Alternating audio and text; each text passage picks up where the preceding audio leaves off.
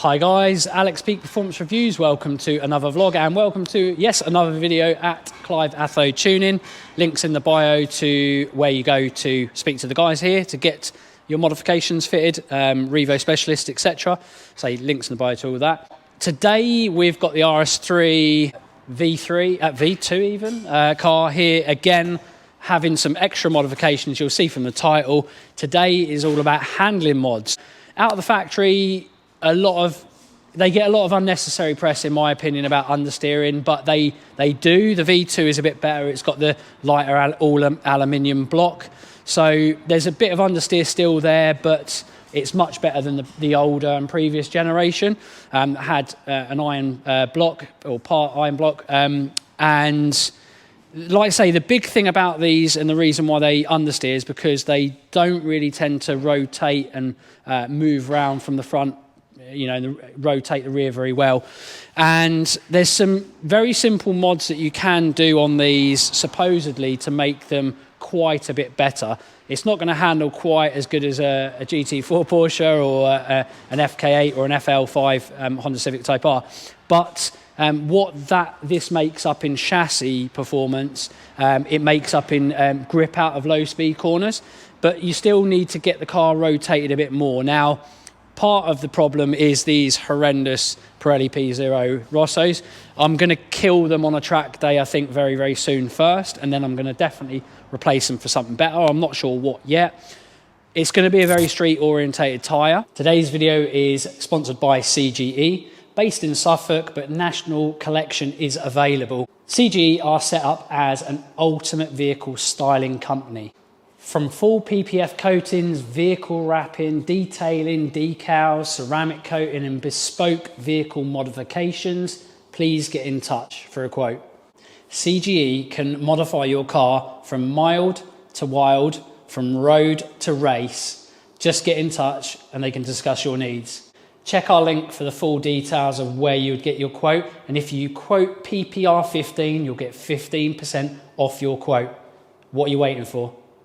But what Audi do from the factory, as well as having that lighter front section on the car, they also have a staggered wheel profile, which basically Audi's trying to band-aid or improve that rotational turn-in from having an offset wheel size. Obviously, if we increase and give a better performance out of those tyres, you'd get more turn-in, less understeer. So we're going to do that at some point. But today I'm going to be fitting, or should I say, Dale is going to be fitting a Whiteline Performance rear anti-roll bar. I think the factory one's about 22 millimeters. I'll correct myself if I'm wrong on the link now. And they're hollow as well. So Audi have tried to keep them lightweight, but they've got a certain size. But obviously it's the stiffness more than anything. The stiffness comes from size, obviously, we know that. The Whiteline product, I think, is 24.5. So it's bigger than the standard product, and it's solid as well. So yes, you're going to probably add a little bit of weight there, but the main importance is getting a bit of extra stiffness from the rear, which does really, really help, again, turn the car in. Aside from that, and as well as the anti-roll bar, we've also got this kind of Dogbone mount, which is like a motor mount. It stiffens the kind of front area around the gearbox and the motor. So again, it stops a lot of movement from the front end, and it also can aid in a bit of bite and turn in. And it's surprising what something so little can do. Links in the bio to where you can get this as well. Dale and the guys here can get all the products actually that I've got here today. And we're also looking at improving the factory brake system. So we've got braided brake lines, and we've got these PBS track street kind of pads. They're meant to work really good from cold, but yet still be a lot more aggressive profile. So when you push the car a bit harder, they will not give in and not fade. Obviously, the Audi RS3 platform, they're not a particularly light car. They're kind of circa 1550 kg, near 1600 from what I'm hearing tested. So they're not a super lightweight car. When you look at the interior of it, you can understand why. The quality of the interior, the plastics and the luxury levers and stuff that are used. It's a heavy car. It's not really a typically track-based car, but they can turn in and churn in great numbers around some circuits. So they are a good base platform that you can do some modifications to, like this. Like I say, I'm going to put those PBS pads on there as well. Yeah, these anyone that will know much about the RS3 platform will know that the brake system is actually huge. They're like 370mm at the front with an 8-pot caliper. So you'd think, even though it's a 1600 kilogram car, you'd think that it'd actually brake incredibly well. Now, it kind of does. On the road, they feel like they put you through the windscreen, but the moment you really get up to some big speeds or you take it on track, these cars can fade after one lap of hard track work. Now, I don't know about you, but I don't want that in a 400 horsepower car that can get, you know, near 140 mile an hour trap speeds down the back of, like, you know, Bentley Straight at Snetterton, or certainly there or thereabouts. That's a fair speed. These are quick cars. They bang through the gears and they will end up doing some really, really quick speeds around circuit. Now, if you're coming to your second lap and you've got fade and you're at the end of that circuit and you're going to go carry on, that is a big no-no. I've been there before and I don't want it again. So for me, don't get me wrong, they're not going to be like a set of AP racing, you know, calipers and discs, because factory braking systems typically are just not as good. They flex a little bit more.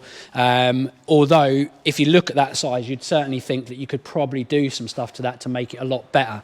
So braided brake lines, really good pad, could make the difference. We're going to let you know how it all feels, all of the handling mods.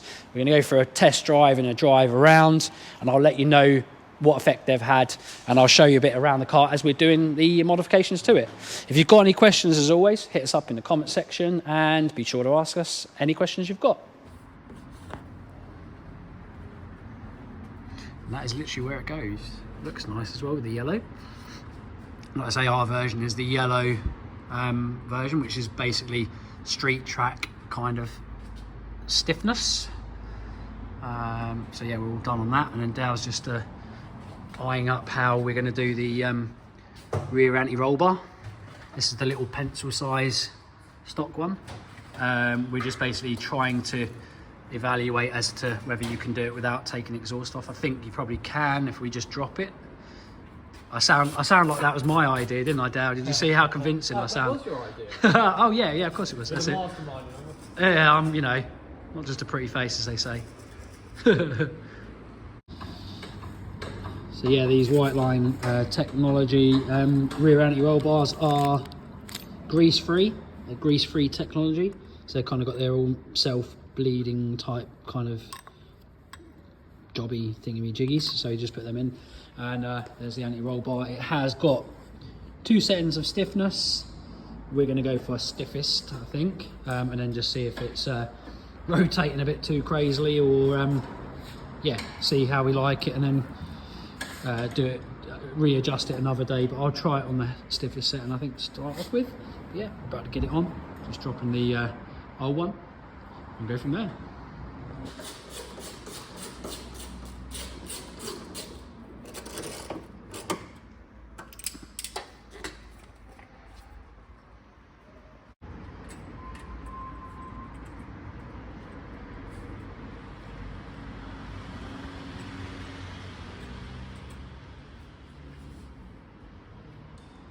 And voila, all fitted.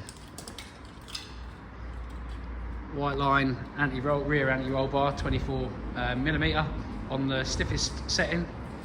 Yes, the Audi's really dirty, I did mention that before. And yeah, we've got the Powerflex front Dogbone mount as well. And that's it, yeah.